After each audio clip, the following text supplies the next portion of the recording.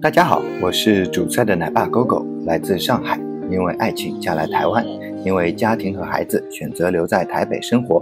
原本是一名广告设计师，现在是2个小孩的全职家庭主妇，时常分享一些在台湾的亲子生活。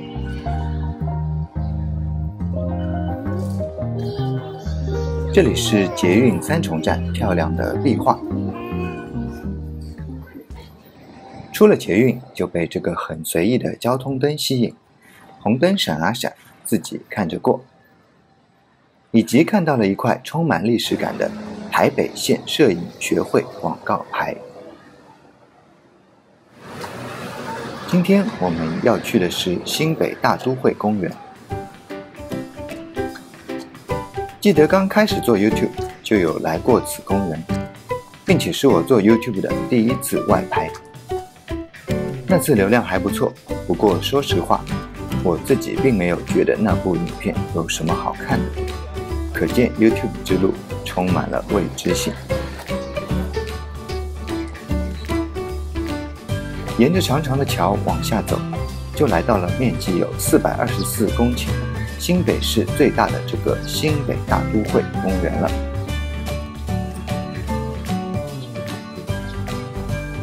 大都会公园以滑梯为特点，意图打造全台最大、全龄共融的梯坡滑梯乐园。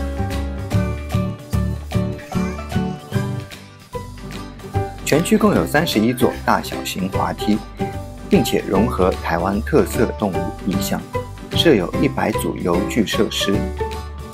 虽说本意是想作为不仅是让孩子从早到晚玩到疯狂的游乐胜地，同时也想让大人能与孩子一起玩乐舒压。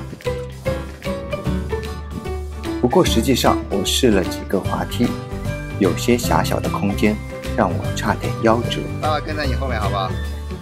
好。开始。走。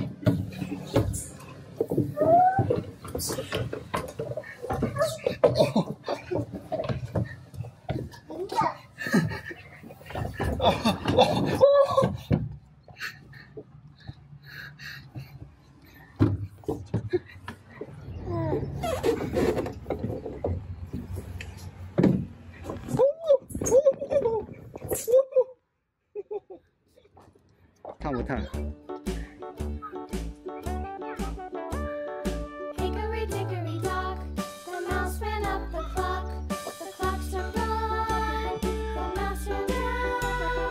这么厉害啊！怎么办？前面只能爬啦。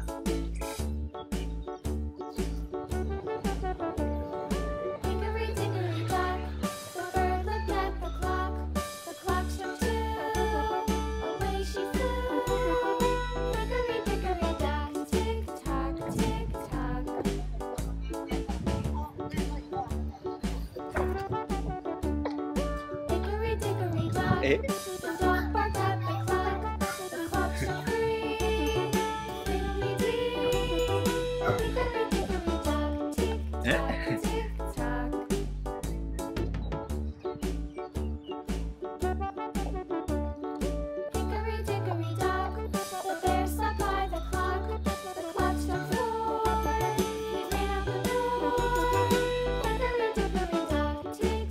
哦。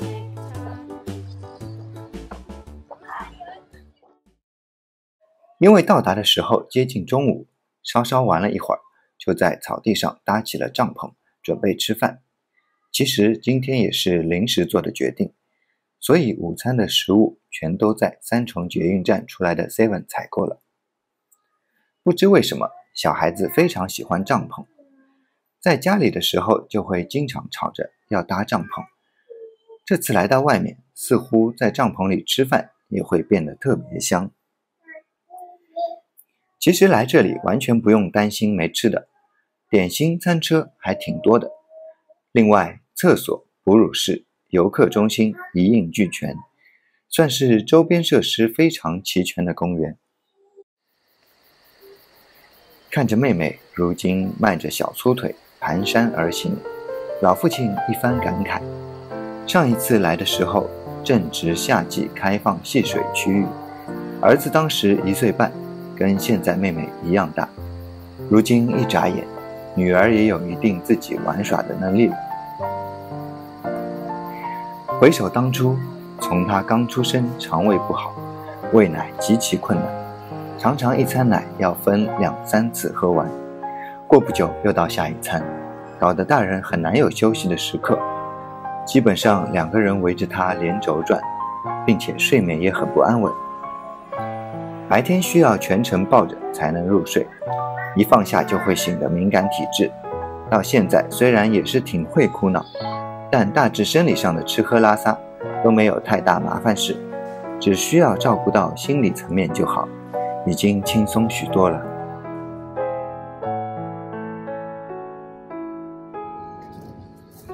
同时伴随着他的成长，我的 YouTube 频道也一路走来，感慨万千。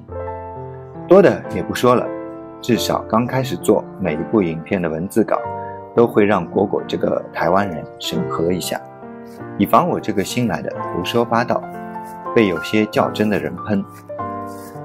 后来随着越做越久，脸皮越厚，直接把审查人员炒了鱿鱼，放飞自我，想说什么就说什么，也确实挨了不少骂。带孩子难免会有许多突发事件，这次玩到一半，有个小朋友，我想了一下，万一将来他女朋友看到不太好，还是给他留些面子，就不细说了。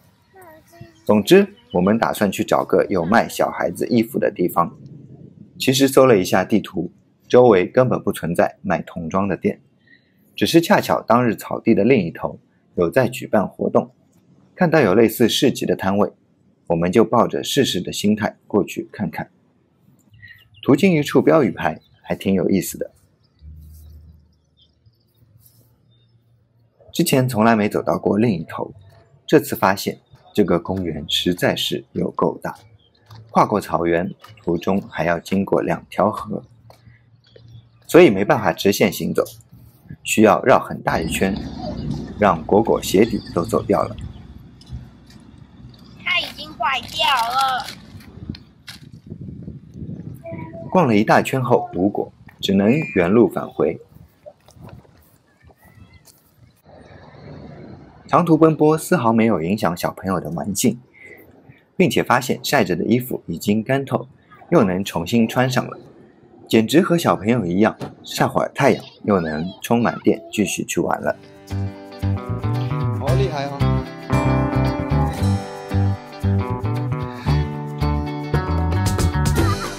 对啊，好烫啊！你不要爬这个下来，去玩那个滑梯好了。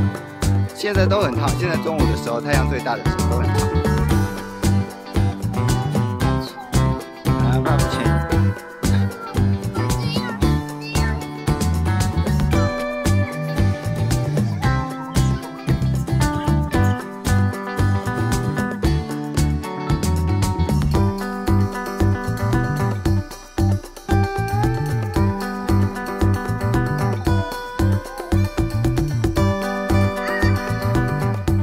那你跨到一边，脚就跨到一边，手不要放开，对，手不要放开，站起来，对，朝上爬，对，这很厉害吧？这很厉害，很难的，对。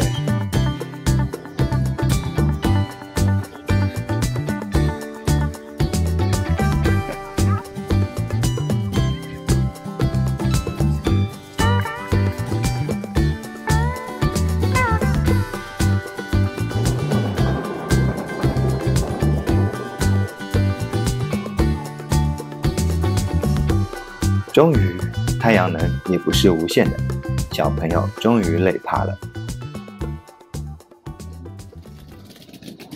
回到家，带2只小的休息完毕，擦洗换上新衣服，自告奋勇1打2，带2只去全联买一些日常必需品，因为当日正是母亲节，就让妈妈休息一下。啊？不一样的，这个皮可以直接吃的，很健康的，没有药的。对，来，你小心，你放嘴巴，对，你小心拿，你放嘴巴。苹果拿出来。你没有要买，现吃。最新你鲜先请我拿出来吃就好了。拿到嘴巴就好了。对，你试试看。对，那块比较小块，你不会噎到。对，可以吗？不错吧？要不要再一个？真的好，来，阿姨帮你拿小的，因为下次阿姨怕你那个什么，拿好，两只手，对，好，这给我换一个，空的换一个，可以了吗？好，谢谢光临，谢谢。要不要？好了，不要了，好，慢慢来，不要了，不要吃那么多了。没关系。你1打2啊？还是真假？母亲节吗？哦，对，那你休息一下。你要乖乖哦，宝宝今天不容易1打2，听到没？好，没关系，以后你就懂了。对。你有没有说谢谢？那你要他帮我吃就是。你要不要说母亲节快乐？要讲。哦，好，谢谢你哦，那你多吃点。好了吗？那你插手。啊，谢谢。好，你就需要当小童工爸爸哦，因为他今天1打2哦，你要帮忙一下哦，难吃饭哦，没关系。谢谢。这个我们吃那个香草夹心，好不好？好，这个好不好？好，那今天就买这点啊。好了，放你去，我们去结账了。你帮把那个车拿过来吧。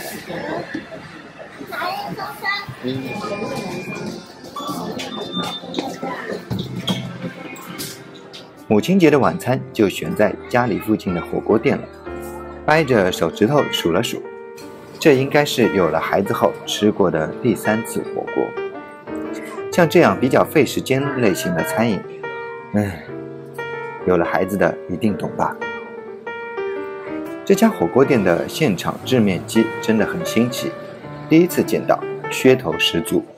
尝了一下，口感还不错，当场出炉的感觉，水分比较充足，面条更弹牙。其实台湾火锅一直以来都被我嫌弃口味清淡，不像大陆的火锅辣的比较重口，食材也会有许多动物的内脏。但这次发现台湾的火锅也挺好吃的，细想了一下原因，原来火锅好不好吃，最主要看跟谁一起吃吧。这真是非常充实的一个母亲节啊！那我们就下期再见了，大家再会。